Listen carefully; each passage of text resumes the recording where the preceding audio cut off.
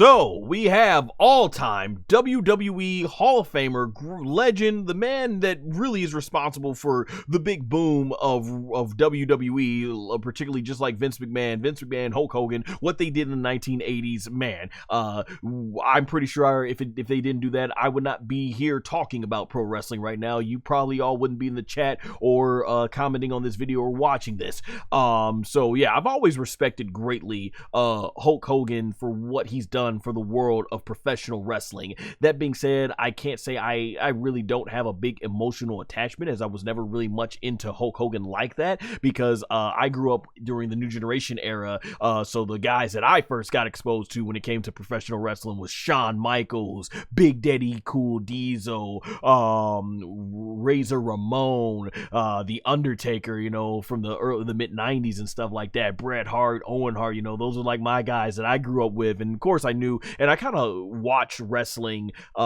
basically off and on casually. I was just a little kid at the time and everything. I wasn't thinking about like all the story this and the character that, who's going to work this, you know, is the face, this is a good face, this is a good. I didn't watch under that mindset, so I was aware very much of the NWO, obviously. Too sweet, right? So you know, I saw stuff like that and everything.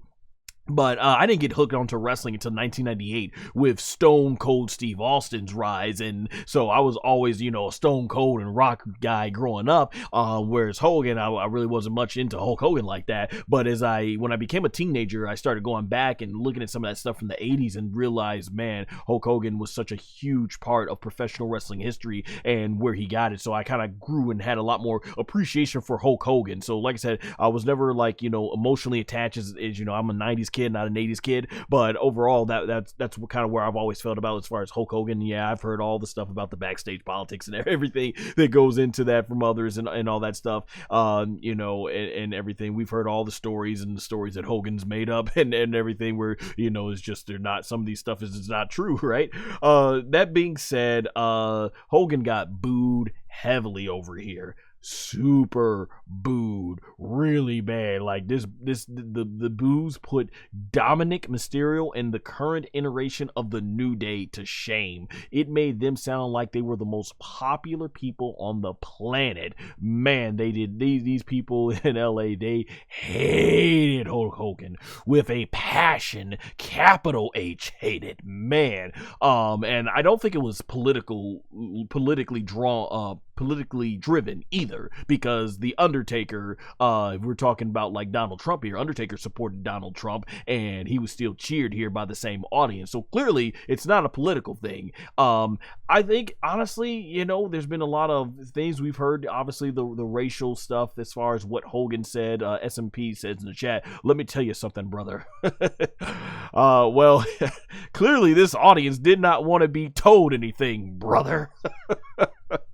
But yeah, I think the problem is here with Hulk Hogan is everybody makes their mistakes. Everybody says things that they don't mean, but when you have it, SMP in the chat says, what you gonna do when MAGA mania runs wild on you? Yeah, I'm pretty sure there were a lot of people booing him over that. But my thing about here with Hogan, you know, he's made his mistakes and stuff like that, but I think it's not so much making mistake. I think people want to know that you genuinely are sorry for making those mistakes. And from what it seems, and I haven't followed all these interviews or whatever Hogan, but from what I've heard and seen other people say, it feels like Hogan has not sincerely apologized. And even more recently, you know, I think he said something about was it Kamala Harris, where he was, I guess, basically making fun of her being Native American, and he even, I guess, in the video said that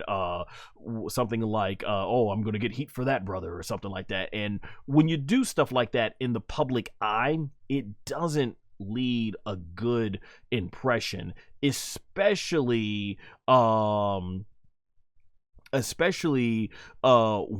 you end up when, you know, people already got a lot of heat for what was, you know, said in that recording you know, over a decade ago. So it's one of these things where I feel like Hogan, he just is not understanding fully why people. I think he probably needs to do a very big deep looking. I can't say, do I know he's like this personally? No, I don't know the man personally. I don't. But I think he is not making the right type of, I guess what I'm trying to say is he's not making the right type of sincerity that I think people want to see out of him as far as the mistakes he made. And like I said, I did him no favors just a few months ago. SMP in the chat says, I believe it's about snowball or it's about a snowball of mistakes or bad choices that he's made. And SMP also in the chat says, it's almost like in reality he's not that cool of a person, and that's why.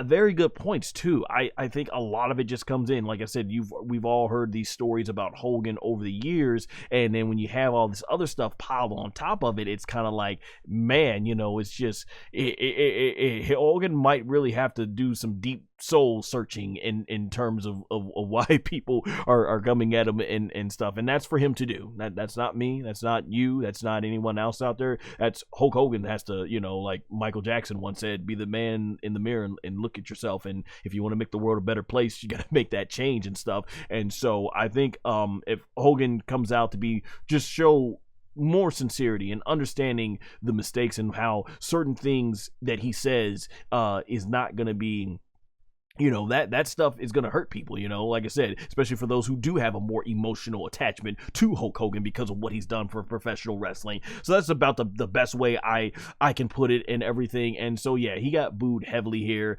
It was great to see Jimmy Hart. Poor Jimmy Hart. He was waving that U.S. flag as hard as he could, but yeah, it didn't work. But yeah, like I said, I will always have great respect for what Hulk Hogan has done for the world of professional wrestling. He is an absolute legend, and there's definitely no way WWE would be what it is today, and I think that's why they bring him back, because Triple H, there's been so much story that Triple H wants to be very respectful to the legends, and he wants to make sure that these people are acknowledged for what they did.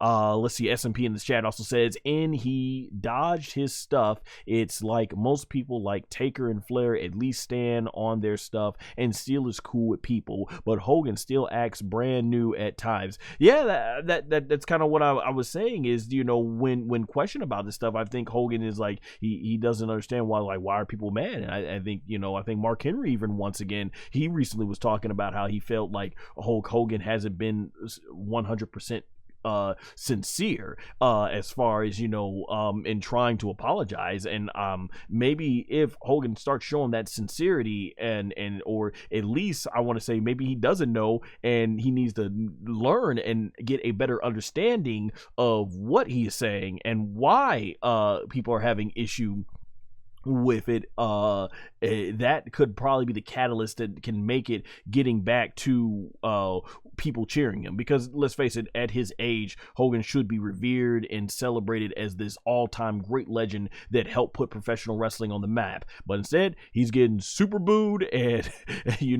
God bless his soul, the Iron Sheik would be very proud of that. So yeah, it's unfortunate, but man, what